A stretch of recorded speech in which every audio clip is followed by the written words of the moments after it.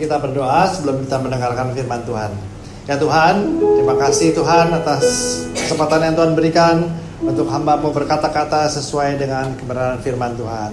Kiranya Roh Kudus hadir di sini Tuhan untuk menerangi pikiran kami semua yang hadir dan hamba-Mu yang berkata-kata agar firman-Mu jelas dan dapat dimengerti dan bisa kami laksanakan dalam kehidupan sehari-hari.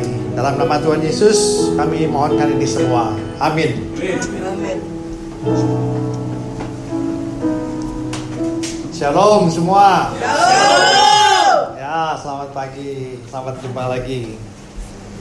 Ya, lagunya sangat berkesan dan sangat tepat dengan apa yang akan saya sampaikan pada pagi hari ini. Amin. Ya. Jadi banyak orang mencari kerajaan sorga, ya, terutama orang-orang beragama. Tapi dia belum mati pada kehidupan yang lama, ya.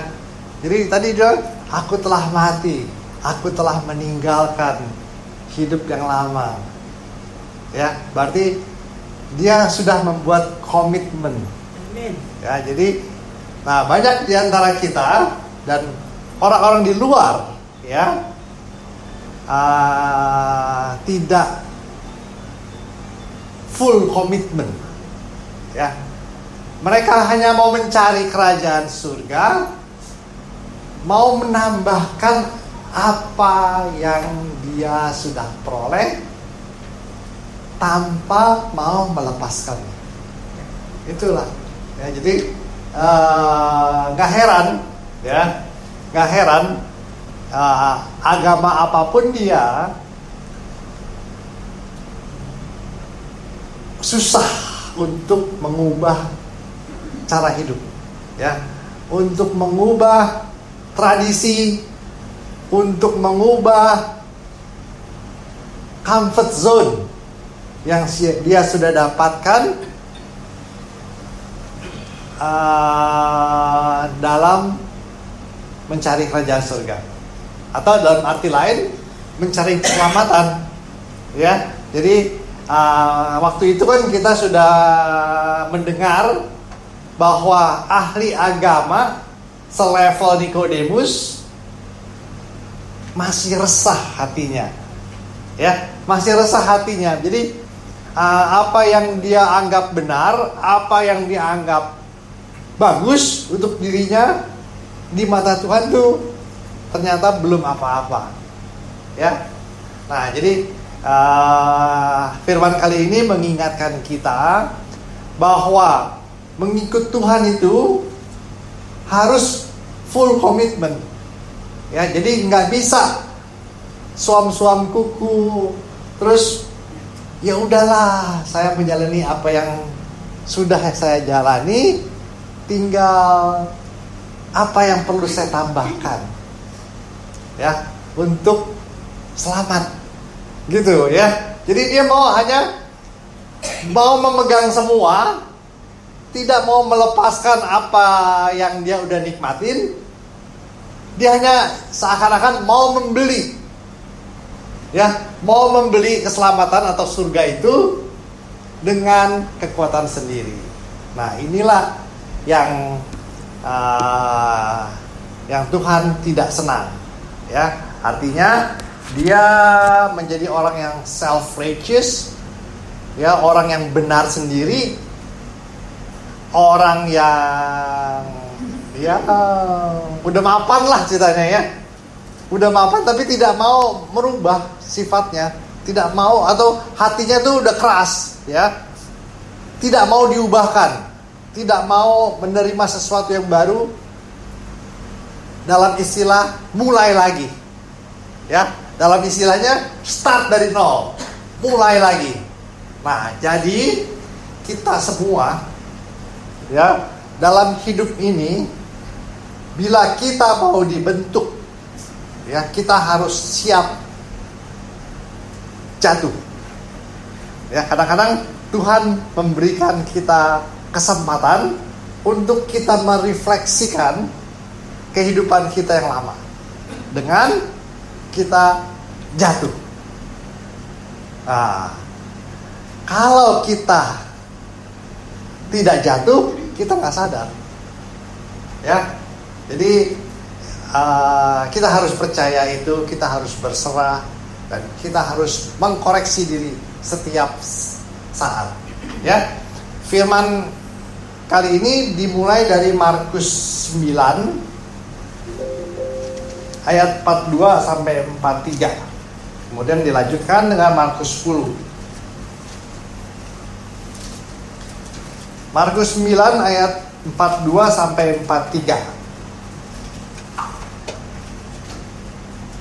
Ayat 42. Siapa saja yang menyebabkan salah satu dari yang kecil di antara mereka yang percaya padaku berbuat dosa, lebih baik baginya jika sebuah batu giling diikatkan pada lehernya lalu dibuang ke dalam laut. Jika tanganmu menyebabkan engkau berbuat dosa, penggalah. Lebih baik engkau masuk ke dalam hidup dengan tangan buntung daripada dengan kedua tangan utuh pergi ke dalam neraka. Nah, jadi ini dua ayat ini tegas, ya, bahwa Yesus mau kita jangan tangan tetap berbuat dosa, mencuri, tangan kanan memberi dari hasil curiannya gitu. Jadi ini tetap mencuri, ya kan? Ini tetap mau mengikuti Yesus. Nggak bisa itu. Jadi nggak bisa mempertahankan kedagingan kita. Kita nggak mau mati bersama Yesus tuh, ya, tadi di lagunya. Tapi tetap mau ikut, mau dua-duanya. Nah, ini Yesus tegas.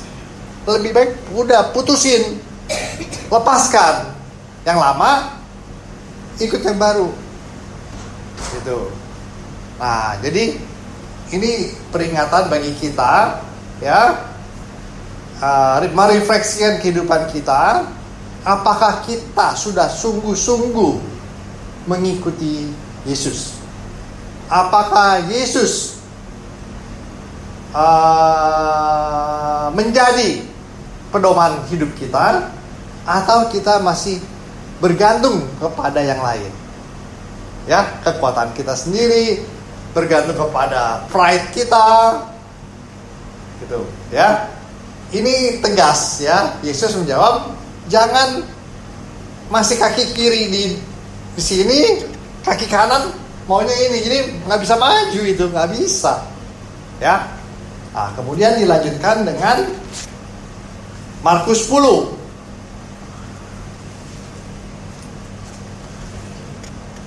pasal 17 ayat 17 sampai 22, ya. Markus 10 ayat 17 sampai 22. Pada waktu Yesus meneruskan perjalanannya, datanglah seorang berlari-lari mendapatkan dia sambil berlutut di hadapannya. Ia bertanya, "Guru yang baik, apa yang harus kuperbuat untuk memperoleh hidup yang kekal?" Wah, jadi kalau di kitab Lukas dibilang ini anak muda ini pemimpin agama juga, ya, dia the ruler, ya, the ruler of the synagogue gitu katanya. Dia pemuka agama, ya, pemuka agama juga yang rajin beragama. Tapi ada embel-embelnya lagi, dia kaya, ya. Tapi di sini nggak jelas, dia belum jelas nih. Ini pemuka agama, tapi ini di sini baru dibilang seorang pemuda, ya, yang seakan-akan dia tuh penampakan luarnya humble, ya, berlari-lari artinya dia mengejar, ya, dia mengejar ini hal yang penting dalam kehidupan dia, dipikir, ya. Dia mau bertanya kepada Yesus. Tetapi dia dari pertanyaannya juga sama kayak si Nikodemus.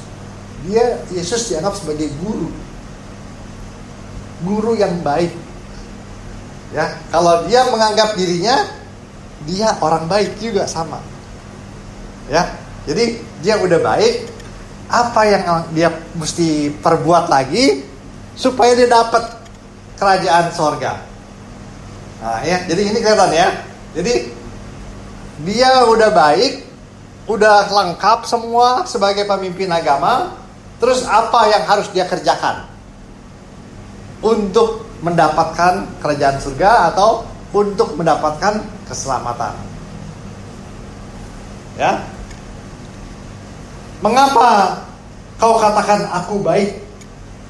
Nah, jadi Yesus membalik bertanya, kok dia menganggap guru yang baik? Karena konsep baik di Tuhan itu konsep nggak ada orang baik nih, nggak ada orang benar ya, nggak ada orang baik, nggak ada orang benar di dunia ini ya. Kalau kita lihat di pengajaran Alkitab, tidak ada satupun yang baik atau benar di dunia ini selain adalah Tuhan. Dia bilang gini, tak seorang pun yang baik selain Allah saja. Nah, jadi Yesus tuh mendefinisikan ulang apa yang kamu maksud baik. Aku tuh baiknya di mana? Nggak ada orang baik selain Tuhan. Nah, di sini Yesus sudah mengindikasikan, ya. Tapi si pemuda ini nggak menangkap penjelasan Yesus tentang apa baik.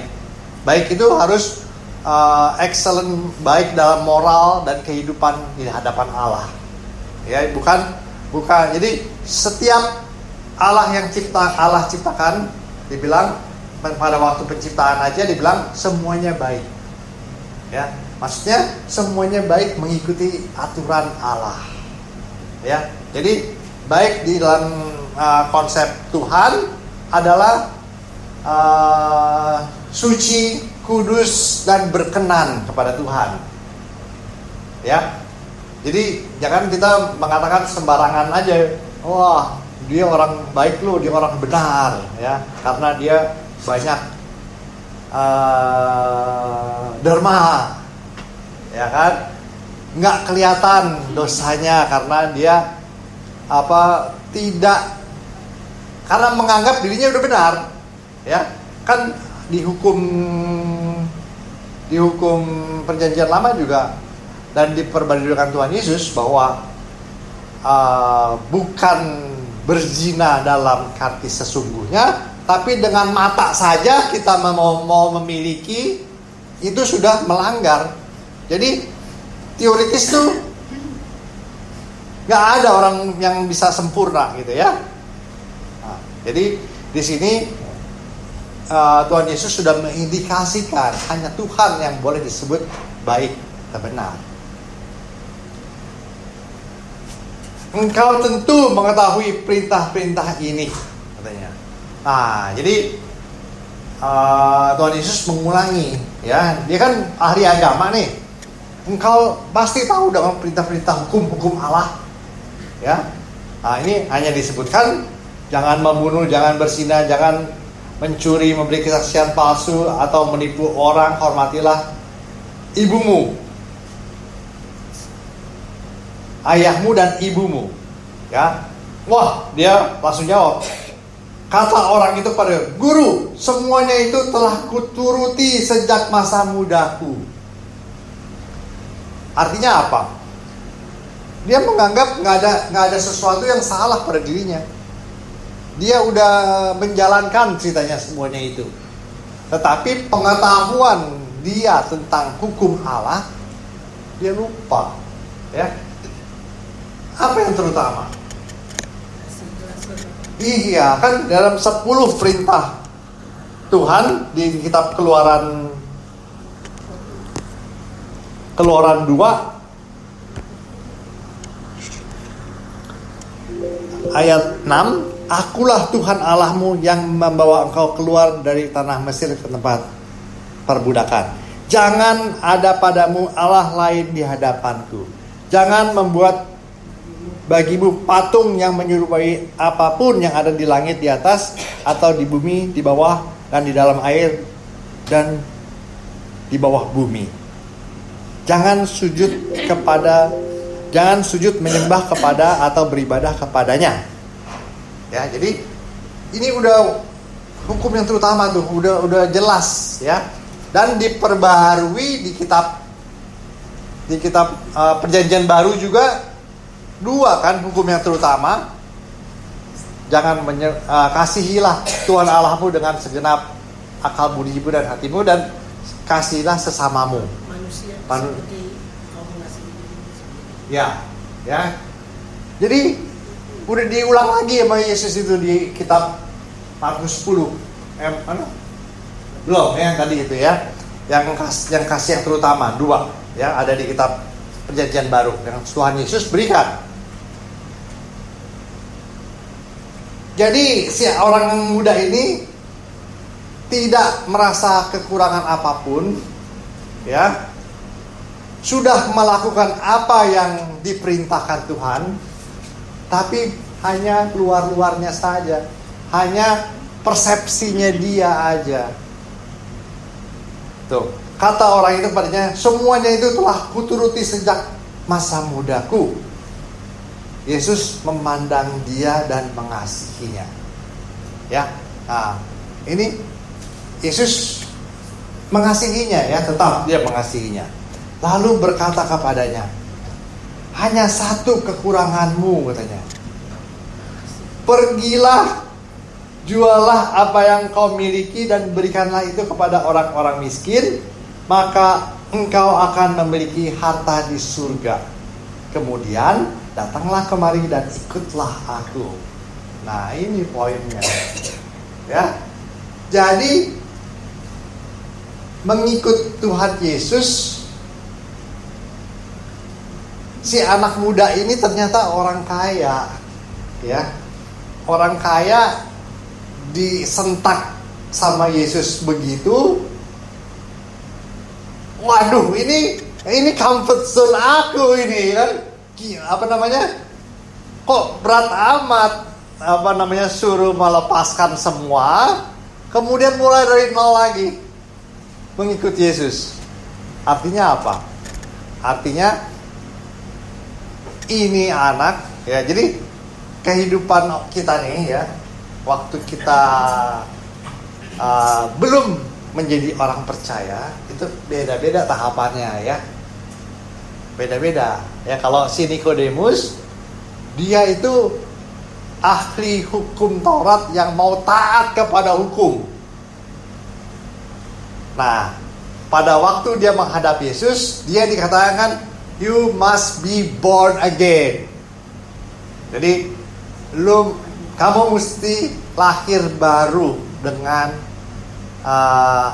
untuk dia pelajari apa itu lahir baru. Ternyata lahir baru itu harus percaya kepada Tuhan Yesus yang telah menggenapi hukum Musa, ya, bukan membuang hukum Musa, tapi menggenapi dengan kematiannya, menebus kita orang-orang berdosa menjadi layak di hadapan Tuhan. Ya, itu born again. Ya, bersyukur pada kisah kitab Nikodemus.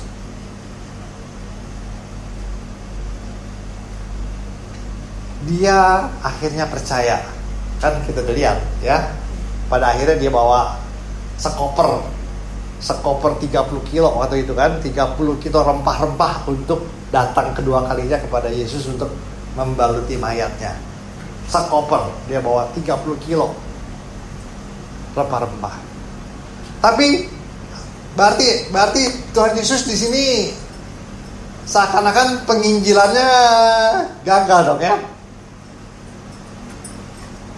Dia kan memberikan solusi, nggak gagal. Yesus hanya memberikan solusi, ya, bahwa kamu ini terlalu mengandalkan kekayaanmu. Artinya apa? Artinya dia mempunyai idol, Allah lain yang dia mau pegang terus. Mamon. Dia hanya mau membeli keselamatan itu dengan sebagian hartanya. Ya, kalau Tuhan Yesus bilang persembahkanlah kekayaanmu 10%, ya, atau apa gitu ya. Wow, berarti kan dikit ya, gue masih punya. Itu nggak menolong karena kondisinya dia itu comfort zone, udah tenang dengan kekayaannya, ya, udah nyaman. Kan tadi aja orang berdosa nggak mau Tuhan Yesus diduakan, tangan tetap berdosa, tangan kanan ceritanya nyumbang, nggak mau, potong katanya. Nah, ini gitu juga, Tuhan tuh melihat pokok persoalannya ini bukan kekayaan, tetapi orang ini mempunyai Allah lain yang lebih utama dibandingkan dengan mengikut Yesus. Dia nggak ngerti Yesus itu Tuhan. Kalau dia mengerti itu Yesus Tuhan, ya pasti aman. Ya udah, ngapain dia pegangin harta dunia, ya. Nah, kita bersyukur, ya, kita waktu mengikut Yesus, kita dihadapkan dengan pilihan-pilihan yang kadang-kadang ya berat, ya kan? Tapi kadang-kadang ada orang yang ikut Kristen, menjadi Kristen tuh gampang-gampang aja gitu ya. Tahu-tahu dari lahir udah Kristen, ya kan? Tapi tetap dia mesti menyatakan sikap. Nggak bisa ya Kristen lahir, kita harus lahir baru gitu. Nah, jadi pokok persoalannya kepada si orang anak muda ini, dia ahli agama, tahu semuanya, tapi dia juga diberkati dengan kekayaannya, sehingga dia tidak mau melepaskan idolnya itu, mamonnya itu ya. Bukan, jadi kalau kita menyembah berhala itu berhalanya, dia tidak mau melepaskan berhalanya, menggantikan dengan Yesus. Karena apa? Karena Yesus dianggap guru. Dia nggak menganggap itu Yesus omongan ini, ya. Dia menganggap ini udah jadi bukan guru yang baik lagi, guru yang aneh katanya, dia mikir kali. Saya enak aja ini guru katanya. Masa gue mesti jual hartaku semua, memberikan kepada orang miskin, kemudian ikut aku. Berarti kan Yesus sudah membuka matanya terang-terangan, ikutlah aku seperti murid-muridku yang lain. Gitu. Ya, jadi ini suatu pelajaran lagi. Ya, yang tanpa kita sadari, apakah kita masih ada berhala lain di dalam hidup kita? Berhala lain itu bisa anak, ya. Jadi kalau udah punya anak, aduh repot ngurus anak, nggak sempet ngapa-ngapain, anaknya diurusin, gitu. Ya. Berhala lain lagi apa? Yang paling bahaya, mamon. Duit, gitu kan? Apalagi orang Cina yang dagang misalnya ya. Wah, 7 kali 24 jam, 7 kali sehari, 7 kali seminggu, nggak bisa dia tinggalin tokonya. Nggak bisa dia ke gereja. Harus buka toko, harus cuan katanya. Duit. Nah, itulah. Jadi ya kita yang hari ini bisa meluangkan waktu ke gereja, ya kita bersyukur, kita disadarkan ya bahwa tidak boleh ada Allah lain dalam kehidupan kita selain Tuhan Yesus. Ya. Nah, kasihan sih orang kaya ini, ya. dan nggak mau diskusi lagi. Jadi di sini bilang nggak mau diskusi dia. Seharusnya dia bertanya dong kepada Yesus. Yesus, serius nih, aku harus jual harta-hartaku? Enggak. Berarti apa? Dia nggak mengabaikan tuh omongan. Anggap ringan. Anda di belakang. Tadi di sana masuk ke 10 kan tadi kan? Iya. Nah, Ayat 21. tadi dibilang Yesus memandang dia dan mengasihinya lalu berkata kepadanya, hanya satu kekuranganmu. Udah tinggal satu tuh, ya. Mau nggak kamu lepaskan mamonnya dalam kehidupan kamu? Pergilah dan jualah apa yang kau miliki dan berikanlah itu pada orang miskin, kau akan memiliki harta di surga. Kemudian datanglah kemari dan ikutlah aku. Wow, enak banget, udah jalan kebenaran itu, udah tinggal ikut Yesus, udah aman itu. Karena perkataan itu mukanya muram, lalu ia pergi dengan sedih sebab banyak harta miliknya. Ya, jadi nggak mau didiskusi lagi dia. Sedihnya, sayangnya sekali ya, nggak ada diskusi lagi. Artinya dia benar-benar memegang erat harta itu. Ya, kalau dia sungguh-sungguh mencari kebenaran, ya, harusnya dia mau bertanya lebih lanjut. Ya, mau bertanya lebih lanjut, minta petunjuk Tuhan Yesus. Apa dosaku memiliki harta? Nah, ya kan? Seharusnya dia berdialog, tapi ini enggak, ya. Jadi jelas-jelas dia lebih mementingkan harta dunia, sedangkan dia tahu, ya. Dia tahu katanya dia udah menjalankan itu semua, tapi dia tidak teliti mempelajari hukum Allah. Ada judgment, ada penghakiman, ya, di mana mereka yang menolak Yesus akan dihakimi. Nah, jelas ini dia menolak, ya, 100% menolak, karena dia mengabaikan dan dia pergi dengan muka muram. Dia masih mau mengandalkan harta dunianya saja dibanding dengan mengikut Yesus. Jadi untuk si anak muda ini mengikut Yesus itu sesuatu yang sangat susah dan mahal, ya. Nah, tapi Yesus menjelaskan kepada murid-muridnya, ya.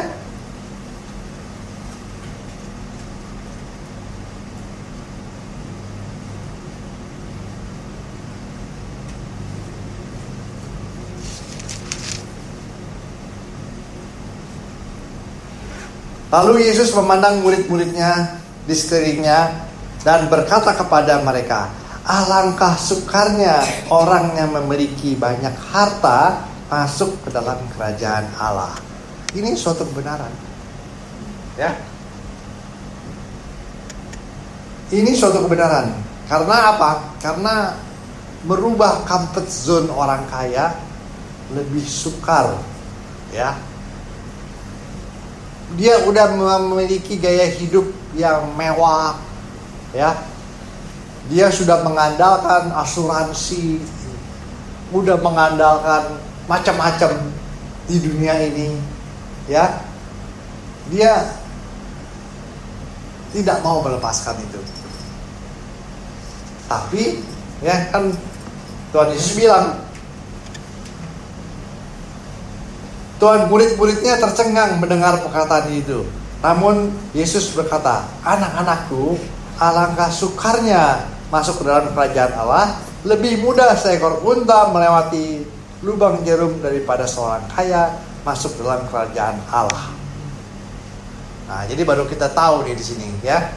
Tuhan Yesus itu melihat orang ini memang banyak hartanya. Ya. Jadi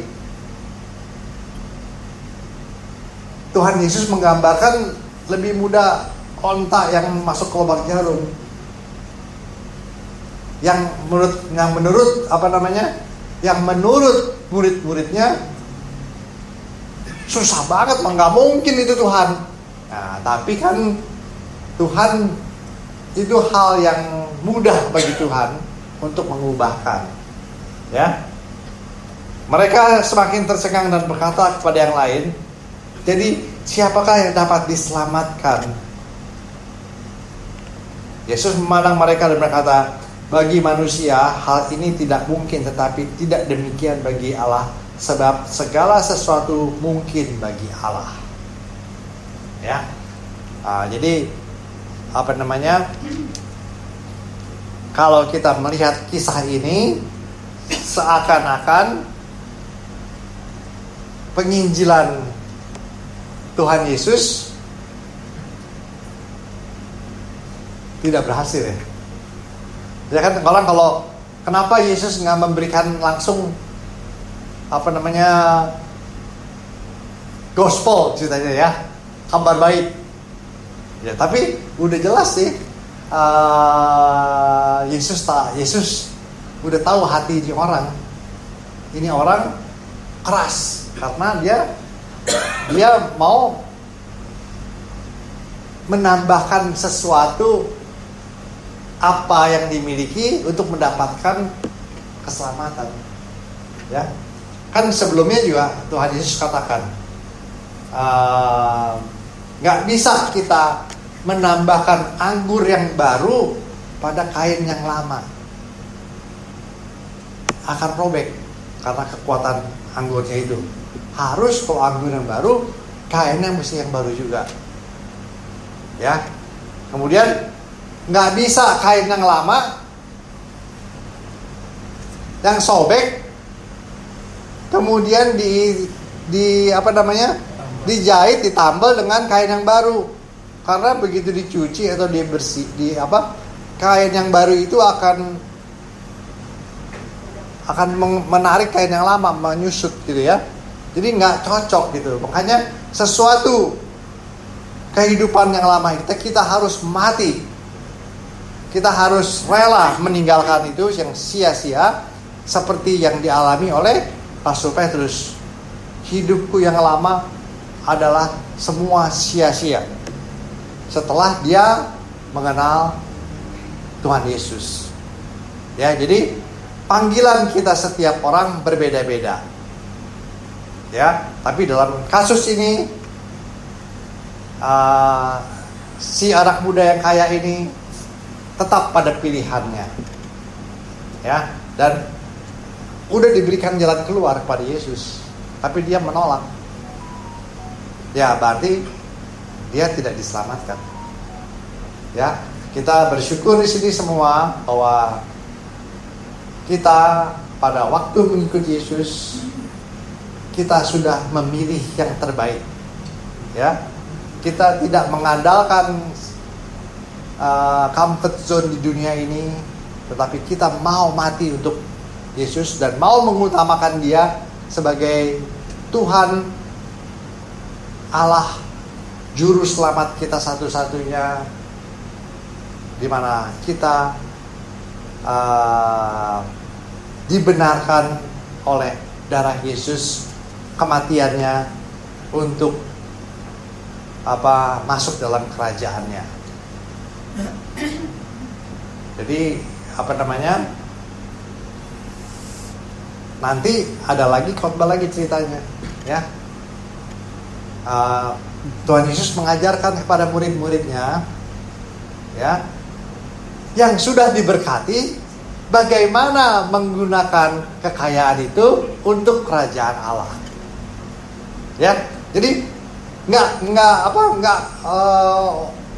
murid anak Tuhan itu nggak harus miskin-miskin, enggak, ya.